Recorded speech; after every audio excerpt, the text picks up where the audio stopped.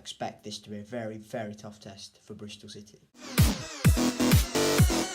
It's been a bit of a whirlwind few days at Bristol City, hasn't it? And, well, it all focuses to league action once again, and it is Millwall away, which hasn't really particularly been a happy hunting ground for us in the recent past. But how will Bristol City cope away at the Den? Here are my thoughts. Well, we're looking at a post-Alex Scott world for Bristol City, and that is going to look very, very interesting. The team against Oxford, which did happen, by the way, and that kind of took secondary place on that Wednesday with, the Alex Scott sale and whatnot, all being rumoured about him having his medical at Bournemouth. But, we've moved on from that. He's no longer a Bristol City player. He's not available for selection at Millwall. So the team against Oxford was Max in goal, Tanner, Viner, Dickey and Hayden Roberts at left back. It was Andy King and Joe Williams in midfield. It was Jason Knight who was playing as 10. It was Anders Mehmeti off the left, Harry Cornick on the right and Naki Wells up top. And Naki Wells will presumably start again because, well, Tommy Conway is out injured. I've made a video on that on the channel, so you can check that out in your free time. But honestly, I think it might be a few changes from that game because Harry Cornick started against Oxford and he started against Preston, and he wasn't really very useful against Preston. Despite his long throw-ins, I don't expect him to start against Millwall either. We won 5-1 against Oxford, an emphatic victory in the Cup. We will face either Norwich or QPR in the next round, Ashton Gate. But I wouldn't say the scoreline truly reflects the nature of the game. We were a bit sloppy sometimes, especially against League One opposition. Championship opposition would have been more clinical and would have definitely punished us. So I wouldn't say 5-1 is necessarily the right reflection of the game. However, we were brilliant. We took our chances. We showed our quality. The main takeaway from me was Jason Knight being deployed in a slightly advanced position. He wasn't really doing that at Derby. He was played either at right wing back or as an 8.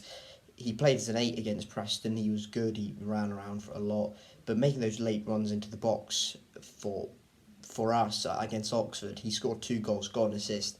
If he can do that in the Championship on a regular basis, Pearson can definitely get the best out of Knight. And we know, from Derby fans' reviews, that maybe he hasn't really found the goal-scoring contributions in his game yet. Maybe deploying him in a higher position with his engine and his high-pressing nature, that could really get the best out of Jason Knight. It'd be a different proposition in terms of Millwall away, and they're certainly not League One opposition. They just about missed out on the Championship playoffs last season.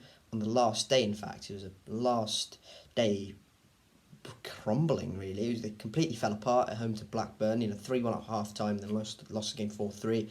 They've recruited well so far in the summers. Zian Fleming's stayed there so far. They've brought in Kevin Nisbet, Casper De Noor's coming from the Belgian league, and it also looks like Joe Bryan will probably start against Bristol City a left back or left wing back for them as well. So they really have some high calibre Championship players who have been here, done it, and have been quite high in the league under Rowett, previously Neil Harris as well. So I expect this to be a very, very tough test for Bristol City. Last season at the Den, we drew 0-0, and that was the kind of starting point for our 12-game unbeaten run. We lost at home to West Brom and then went away to Millwall. Everyone was kind of expecting us to get beat because Millwall were flying quite high. But in typical kind of Millwall fashion, we drew the game 0-0 with them. We didn't really create many chances, but we didn't allow them to create many chances. I remember Cal Naismith came back to the team, and we were really, really good. So that was kind of the starting point there.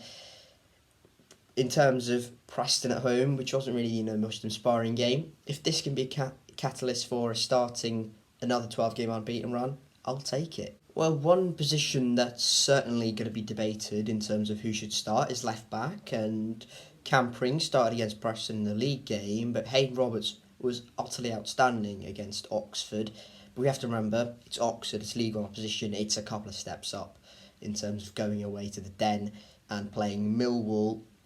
I honestly would keep Cam Pring just for this game because there we have that Championship know-how. He has experience to play against these teams who are, going to be really physical. And Hayden Roberts, despite him, having a full season in League One, he played in Derby side that generally were winning most weeks. I think it's also important to remember this is going to be a very, very emotional day for Millwall. They're going to be remembering owner John Berylson, who recently tragically passed away. He was influential to Millwall, really stabilised them as a championship club and had them pushing. He put trust in Gary Rowett and has been a wonderful owner. And one of those owners, American, but he's come in and really, really been stable. So, an unbelievable owner for Millwall, and honestly, possibly one of the best ones out there. Not overspending that much, maintaining a top half championship status for a lot of it, putting trust in your manager for a long time, even when things are not going well. I think that's a credit to him and his family. And as much as that will be a factor in this game, and I believe Mill will have a bit more extra motivation to go out there and mark this day with a win, we can't really be fazed by that. We have to remain strong, and we have to make sure we are at our game, and we have to make sure we also, go ahead and get the 3 points, because I think we possibly can. But because of those factors, and because of the fact that it's Millwall away, and they're generally, even without the extra motivation, are just a really good team who make the Den a really hard place to go to, I believe this will be a very, very tough ask for Bristol City to go there and get anything. You can kind of see where this is going, can't you? But in terms of a predicted team, I'd go with Max in goal. I'd stick with Campering at left back, even though if Hayden Roberts starts, I don't think anyone should have any issues with that. I think he's more than deserved a chance. Dickey, Viner, Tanner as my back four, so the same back four as Preston. And I'd go with Williams, James and Knight in midfield. Where is the creativity? Just deploy Knight in a slightly advanced position, same as Oxford. Sam Bell off the left for me. I'd go with Naki Wells up top. And I'd start Mark Sykes as the right winger. Offers that technical quality. Also, tracking back is a bit better than Harry Cornick. But that physical aspect of it, again, you might have to start Harry Cornick in terms of winning aerial duels and whatnot. I'm not sure Mark Sykes has that on Harry Cornick. Yeah, so I've said this is going to be a tough game, and I don't see us getting anything. So, unfortunately, I'm really sorry. I've gone with Millwall to win this game. I think it will be generally quite tight, and they might, just pull away at the end with their quality and the emotion, late into the game. They might just have more energy than us, which is a really, really hard thing to say. And we have to say this. I can't get away with the show without saying this. We lack creativity without Alex Scott, and we have permanently lost Alex Scott. So, really hard job to straight away replace it, and I don't see us gelling as a team without him straight away either. So unfortunately, I'm going to go for Millwall to win. I think we'll score, to be honest. I think we have that in us. I think up top we're fairly decent, and options of the bench is fairly good.